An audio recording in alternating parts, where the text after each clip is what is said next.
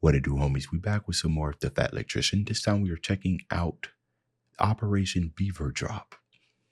All right, let's go ahead, shut up and turn it up. My favorite stories of all time, and it is the epitome of it's not stupid if it works.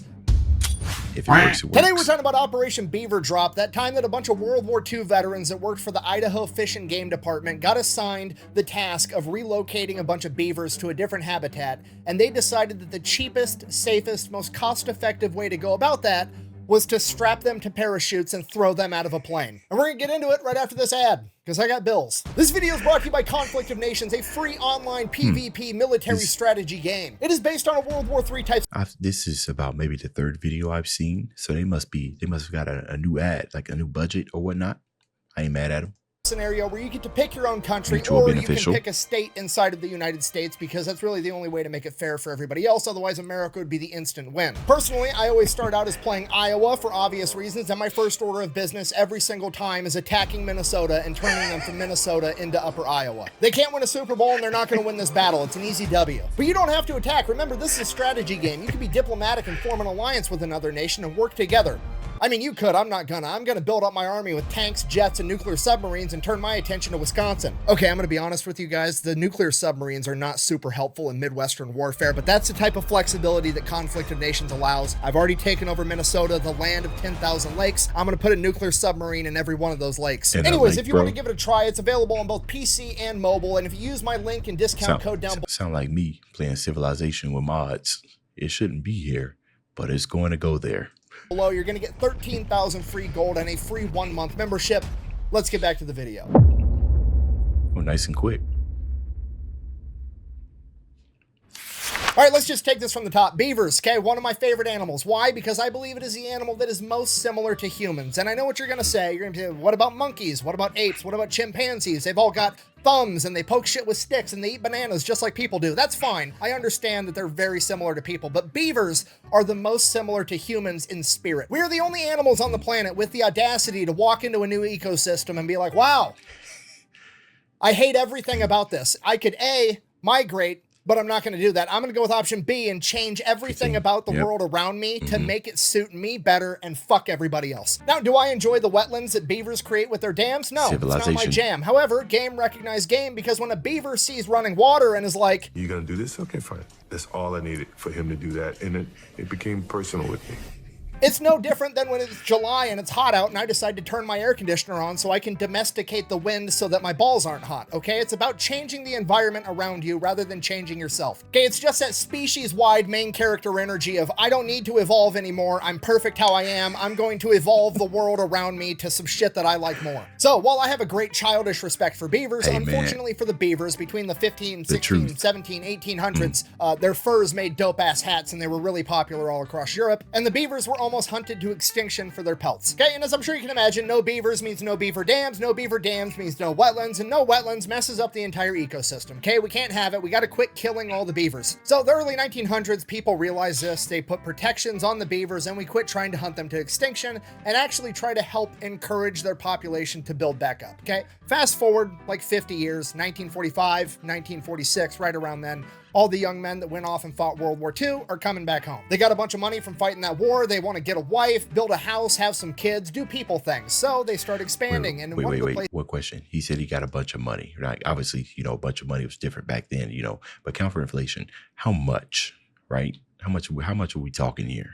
Want to get a wife, build a house, have some kids, do people things. So they start expanding. And one of the places this happens in is a town called McCall, Idaho. And they start expanding and the town gets bigger and bigger. And eventually it displaces a bunch of beavers that have been out in the woods doing beaver things for hundreds of years. And these new beavers get displaced and they go out and they start fucking up a bunch of farmers' fields and irrigation systems. And it gets to the point that the people in the town are just going to start shooting these beavers because they're messing everything up. At this point, the Idaho Fish and Game Department, presumably also full of World War I and World War II veterans, steps in and like, no, we're not gonna kill these beavers. These guys are awesome. They do a lot for the environment. We're gonna take them. We'll move them somewhere else where they can thrive. We're not killing beavers. We're just relocating them. So here's the plan. They're gonna capture the beavers alive. They're gonna drive them as far as they can on roads, and then they're gonna pack them in on horses and mules, miles and miles into the wilderness where they're not gonna be near any humans ever. And this is a complete disaster pretty much from the start. They capture the beavers alive, stick them in a cage, throw them on a truck, try to drive them hours hours and hours into the wilderness. This is really hard on them because beavers, they're a lot like me. I like to sit in my house in the air conditioning. They like to sit in their dams in the nice, damp, wet environment to keep cool. Beavers can't keep cool on the back of an unair conditioned truck in the mid 1940s. A lot of them are getting heat stroke, they're passing out, they're dying, they quit eating, or they get super agitated and they're very combative the entire time because they're hot. Then even if the beavers do survive the truck ride, they're all pissed off and angry, and now they're getting strapped to a horse or a mule, and that pisses off the horse because he's got a bunch of angry beavers all over him, and now the horse is pissed off, and the whole thing just, it doesn't work. So now the Fish and Game Department is like, well, what are we gonna do? We gotta save all these beavers. We wanna get them up in the mountains so they can build their wetlands. It's gonna help protect the town from flash flooding. It's gonna prevent erosion. It's gonna be great for the environment. We gotta save these guys. And one guy at the Fish and Game Department presumably is like, I mean, I got an idea. Hear me out. We do have an awful lot of extra surplus parachutes from World War II laying around, and we've got a plane. Okay, now to us in 2024, this sounds insane, but you gotta remember, this is 1948, okay? There's no OSHA, there's no like rules and regulations, and it's in Idaho, which is basically the middle of nowhere at this point. Nobody's telling these guys what to do. A bunch of World War I, World War II veterans are like, huh, it's actually a pretty good idea, Jimmy. You know, it did work at Normandy, and the beavers aren't even gonna have Germans shooting at them, so I mean, pretty high likelihood they'll be fine. Let's try it. So, first order of business, we got to develop a box that opens up. First off, I like your transitions. I don't know if you've just done this just for this video, right? But these are nice transitions. I like it. The little page flipping, everything, little small details. I like it. So, first order of business, we got to develop a box that opens up once it hits the ground and gets the beavers to the ground safely. Pretty simple. It's basically two halves of a box with some holes drilled in it. They weave the rope through. Once the parachute lands, there's no more tension on the rope. The box just kind of falls open. The beavers get out and start doing beaver things. So first we're going to test it before we put any innocent beavers at risk. We're going to take some empty weights, put them in the boxes, go up in the plane, drop them over the practice field, see how it goes. Goes fine the first couple of times. Okay, let's try it with one beaver just for practice. So they go ahead, they pick an older male. He's out of his breeding prime, potentially dangerous to some of the younger males. That's if smart. something does happen, he's lived out most of his life. They name him Geronimo because they're a bunch of meatheads and that shit's funny. So they put him in a crate, they take him up in the plane, drop him off over the practice field from 800 feet. Geronimo makes it and survives. Now, obviously, we're not going to put all our beavers in one basket because of one successful test run. We need multiple test runs to be certain that this is going to work. And now that Geronimo is technically our lucky beaver, he's going to do it again. So he does. Geronimo does it again. And again, and again, and he keeps jumping, like more than 12 jumps this beaver makes. And by the end of it, the parks employees reported that Geronimo would actually run up to them and help them put him in the crate because he was ready to go again.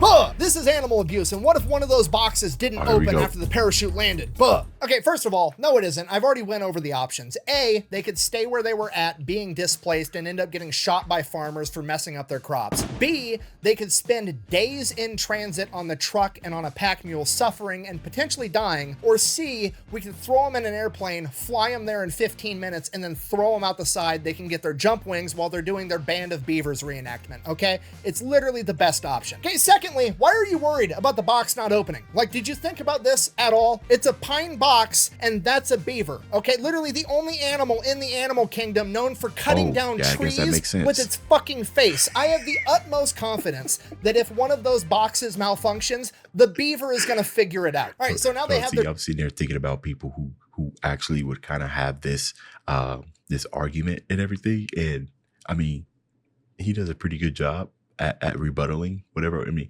argument's probably not even there. It's just that, you know, naysayers, for the sake of completing the narrative, making sure he covers all of his areas and everything, but offering like logistical solutions as to why this will work as opposed to something else. It's pretty spot on.